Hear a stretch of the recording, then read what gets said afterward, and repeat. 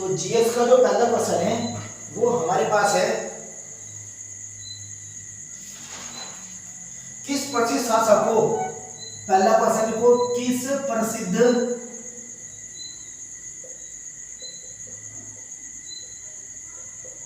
किस प्रसिद्ध शासक को शिलालेखों का जनक कहा जाता है? शिलालेखों का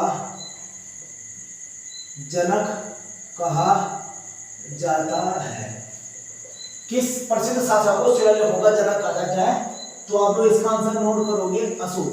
किसको कहा जाता है? किस प्रसिद्ध शासक को शिलालेखों का जनक कहा जाता है? अशोक को। आप इसे इंपोर्टेंट करके मेंशन करें, किस प्रसिद्ध शासक को शिलालेखों का जनक कहा जाता है? तो राजा अशोक को कहा जाता है शिलालेखों का जनक। सेकंड क्वेश्चन आप लोग इंपोर्टेंट नोट करोगे, तालीकोटा का युद्ध। तालीकोटा का युद्ध कई बार पेपर में पूछा जा चुका है। तालीकोटा का युद्ध कब तथा किसके बीच हुआ? कब तथा किसके बीच हुआ? तो तालीकोटा युद्ध आप लोग नोट कीजिए, ये हुआ 1565 को हुआ। तालीकोटा युद्ध 1565 को हुआ। किस किसके बीच हुआ? तो आप लोग नोट कीजिए, ये हुआ दक्कन का पठान, दक्कन के सम्राट, दक्कन के सुल्तान या सम्राट, दक्कन के सुल्तान या सम्राट, सुल्तान नोट कीजिए, दक्कन के सुल्तान वो विजयनगर साम्राज्य के बीच हुआ। विजयनगर साम्राज्य के बीच ये युद्ध होता है जिसमें विजयनगर साम्राज्य हार जाते हैं और दक्कन के सुल्तानों की क्या हो जाती है? जीत हो जाती है। तालीकोटा का युद्ध फेमस युद्ध है, ये आप लोगों को नोट करना है। 1565 यहाँ पर दिखाया गया है और ये हुआ था हमारा दक्कन के सुल्तान और विजयनगर साम्राज्य के बीच, जिसमें विजयनगर साम्राज्य को क्या हुआ था? हार का सामना करना पड़ा। तीसरा क्वेश्चन की ओर बढ़ते हैं, British House of Commons. Important question आप लोग इसे नोट कीजिए, ये आप लोग वेरी मोस्ट इंपोर्टेंट क्वेश्चन करके नोट कीजिएगा। अगला क्वेश्चन है British House of Commons. British House of Commons, British House of Commons में चुना जाने वाला पहला भारतीय, ब्रिटिश हाउस ऑफ कॉमन्स में चुना जाने वाला प्रथम भारतीय।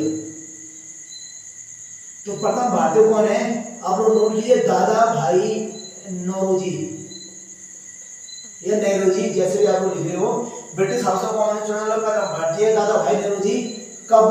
कब चुना गया था? ये 1892 को चुना गया था। और किसने इनको जो टिकट दी, तो टिकट देने वाले का नाम आप लोग नोट कीजिएगा, labour party. Labour party, labour party कहाँ की है? ब्रिटिश की। तो ब्रिटेन की लेबर पार्टी ने दादा भाई नौरोजी को टिकट दिया था और उन्होंने जो इनको टिकट 1892 को मिला था। तो ब्रिटिश हाउस ऑफ कॉमन्स में चुना जाने वाला पहला भारतीय कौन है? दादा भाई नौरोजी। टिकट मिला था 1892 को, लेबर पार्टी ब्रिटेन ने दिया था। इसको आप लोग वेरी मोस्ट करके आप लोग इसे नोट करें। बढ़ते हैं आज के तीसरे क्वेश्चन की ओर। एक बार इसे दोबारा रिवाइज कर देते हैं। किस प्रसिद्ध शासक को शिलालेखों का जनक कहा जाता है? राजा अशोक। Important mention. तालीकोटा का युद्ध कब हुआ? किसके बीच हुआ? 1565 को हुआ था, दक्कन का सुल्तान और विजयनगर साम्राज्य के बीच। Very most. British House of Commons में चुना जाने वाला पहला भारतीय दादा भाई नौरोजी। 1892 को लेबर पार्टी ने इसको क्या दिया था? टिकट दिया था। ब्रिटेन की लेबर पार्टी ने इसको टिकट दिया था और वो टिकट दिया था, वो टिकट में जीत गए थे। तब वो कहाँ गए थे? ब्रिटिश हाउस ऑफ कॉमन्स में ये गए थे। बढ़ते हैं आज के चौथे क्वेश्चन की ओर। आज के जीएस का जो चौथा क्वेश्चन है वो है हमारा, राष्ट्रपति ने अब तक कुल कितनी बार, राष्ट्रपति ने अब तक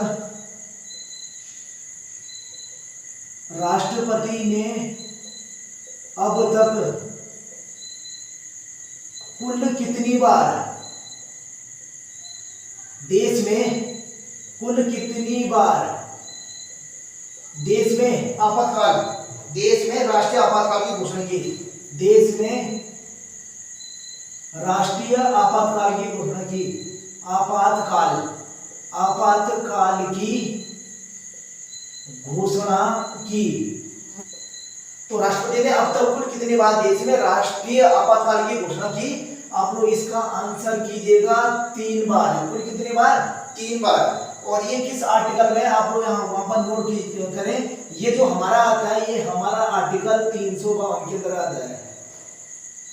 352 के अंतर्गत भारत राष्ट्रपति क्या करता है, राष्ट्रीय आपातकाल की घोषणा करता है आर्टिकल 352 के द्वारा। तो आर्टिकल 352 जो है हमारा किससे संबंधित है, राष्ट्रीय आपातकाल से संबंधित है। आर्टिकल 352 तीन बार लगे, कब कब लगे ये वेरी इंपॉर्टेंट करके आप लोग नोट कीजिए। पहला लगा हमारा 26 अक्टूबर को, 26 अक्टूबर 1971 को लगा। दूसरा लगा हमारा 3 दिसंबर को, 3 दिसंबर 1962 1971 और लास्ट लगा हमारा 26 जून 1976 को लगा हमारा 26 जून। 26 अक्टूबर को 1962 को पहला लगा, फिर 71 को लगा, फिर 26 जून 1976 को लगा। 1962 को सबको पता होगा, इंडिया और चाइना। सेकंड लगा हमारा इंडिया और पाकिस्तान।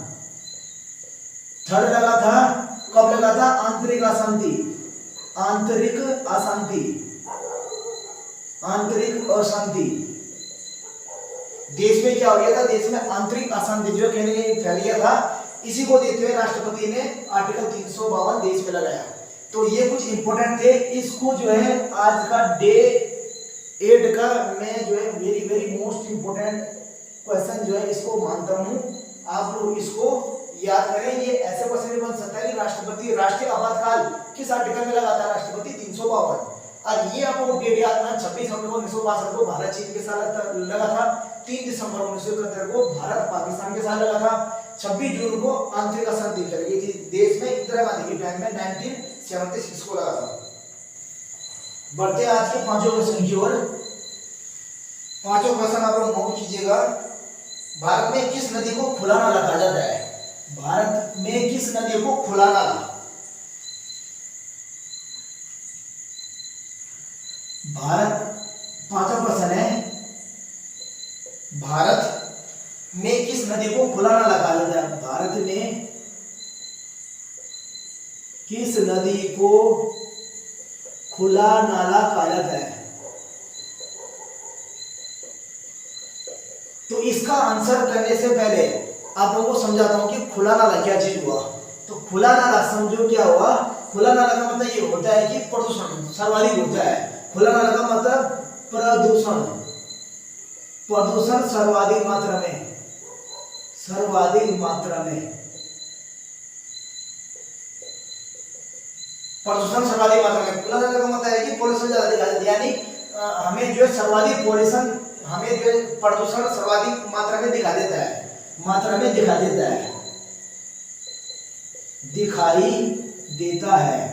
तो भारत में किस नदी में सर्वाधिक प्रदूषण दिखा देता है, अब इसका जवाब आप लोगों को पता होगा, यमुना नदी। तो आप लोग यहाँ पर डैश करके लिखिए यमुना नदी, ऐसे इसका आंसर आप लोग क्लियर कर पाओगे।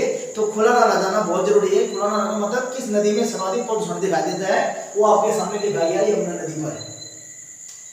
अगला क्वेश्चन है हमारा, कमेंट क्वेश्चन की बारी आती है। कमेंट क्वेश्चन नंबर 1 आप लोग नोट कीजिए। आज पहला कमेंट क्वेश्चन, मानस पशु विहार किस राज्य में है, मानस पशु विहार किस राज्य में है।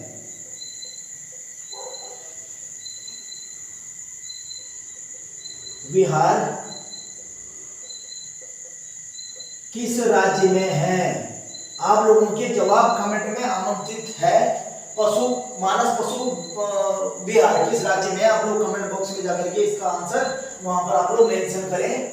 और अब बढ़ते हैं आज के छठवें क्वेश्चन की ओर। छठवां क्वेश्चन है हमारा जीएस का, भिलाई इस्पात संयंत्र का निर्माण किस देश के सहयोग से हुआ है, भिलाई इस्पात संयंत्र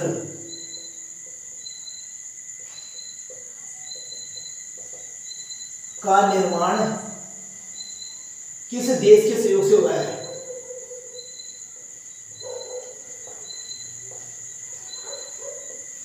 सहयोग से हुआ है। तो ये देखो पूर्व सोवियत संघ, इसका आंसर आप लोग लिखिए पूर्व सोवियत संघ, पूर्व सोवियत संघ। पूर्व सोवियत संघ के सहयोग से भिलाई इस्पात संयंत्र का निर्माण हुआ, इसका निर्माण हुआ है। इसको आप लोग इम्पोर्टेंट करके, वेरी इंपोर्टेंट करके मेंशन करें। बढ़ते आज के 7वें क्वेश्चन की ओर। आज का 7वां क्वेश्चन है, कपिल का पेड़ किसकी रचना है? हिंदी से यहाँ पर आज का पहला क्वेश्चन आप लोगों के सामने है, कपिल का पेड़ किसकी रचना है? तो आप लोग लिखिए, कपिल का पेड़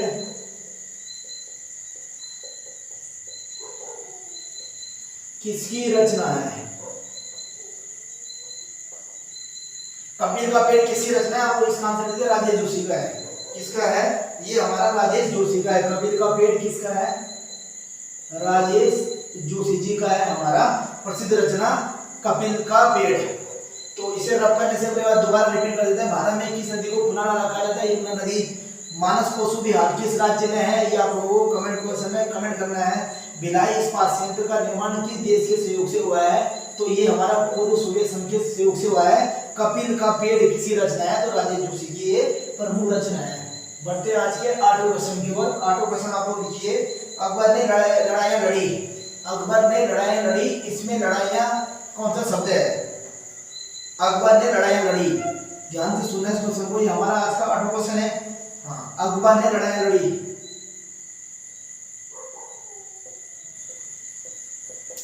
अकबर ने लड़ाइयां लड़ी। यहां लड़ाइयां कौन सा शब्द है? कौन सा शब्द है?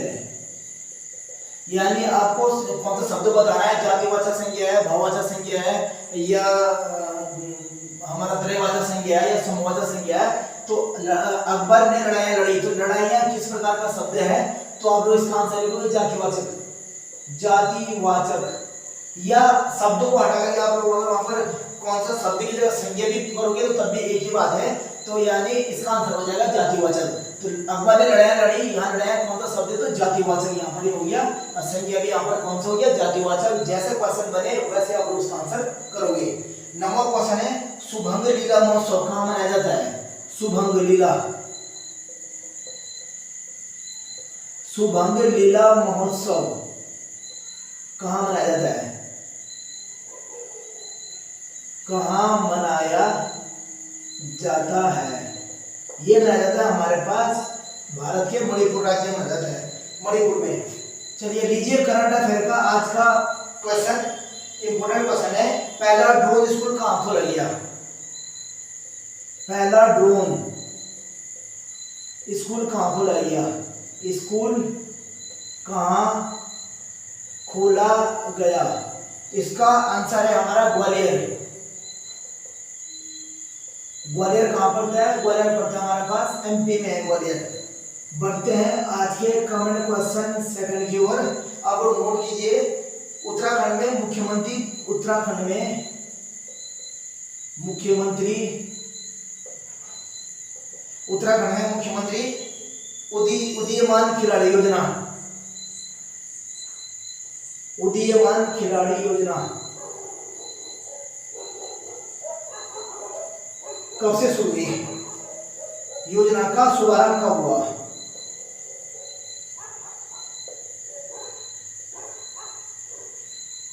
कब हुआ? तो उत्तराखंड में मुख्यमंत्री उदीयमान खिलाड़ी योजना कब से शुरू हुआ?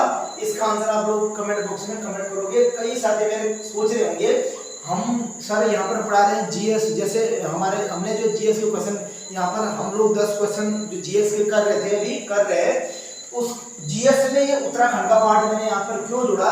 क्योंकि पीछे उत्तराखंड में बताना भूल गया। इसको वेरी वेरी मोस्ट इंपोर्टेंट करके आप लोग नोट कीजिएगा, वेरी वेरी मोस्ट इंपोर्टेंट। आपको हिंट्स के रूप में बता दूं कि इसका शुभारंभ इसी साल हुआ है। मंथ नहीं बताऊंगा, वो आप लोग कमेंट बॉक्स में कमेंट करोगे।